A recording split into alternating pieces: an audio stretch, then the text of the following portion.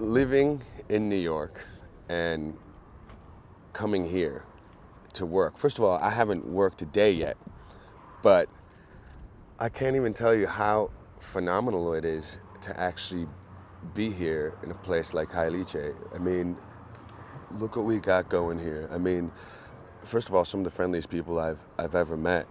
And I haven't done a whole lot of traveling around the world, but what I'm seeing is a whole lot of joy and even some suffering, some things that really need to be looked into.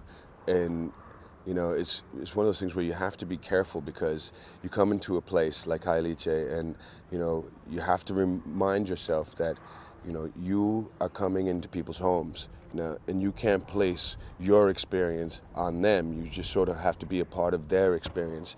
So you have to take the good, the bad, and the ugly. And I have to say that most of it has been really, really, really good. We've been welcomed, but we can't ignore the fact that things, there's needs here, and I don't want this to just be a television program about philanthropy. I want it to be a philanthropic force, like a zeitgeist. I think if Peter isn't a director that's especially plugged into this kind of landscape, I think within a few days he will be the kind of director that is plugged into this kind of landscape. I mean, he obviously has a keen eye. He obviously has an open heart. He's got an open head. And just watching him walking around the townships in the last couple of days, you can see the wheels turning, you can see the eyes open, you can see the heart open. And hopefully he's able to sort of put all of that into this story and make sure that it actually gets on camera. And I think he will. I think he'll be really, really successful at it. Not to mention, he's probably one of the sweetest guys I've ever met. The big thing in this will be how much Teddy learns from doing what he's doing. Like how much it affects him, how much it changes him.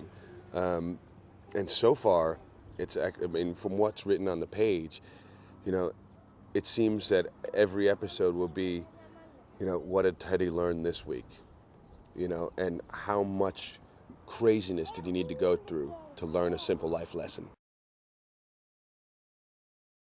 I think Philip probably is one of the few people that Teddy listens to. I mean, Olivia has his ear also in a completely different way that Teddy could possibly have his ear.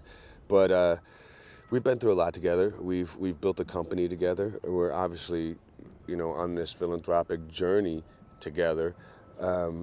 And I think I can say things to Teddy that nobody else can say. I think I can scold him. I can praise him. I could do almost anything to him, and he'll at least listen to me. And not to mention, if words fail, I can always hit him, and he'll understand that too. We kind of have that relationship.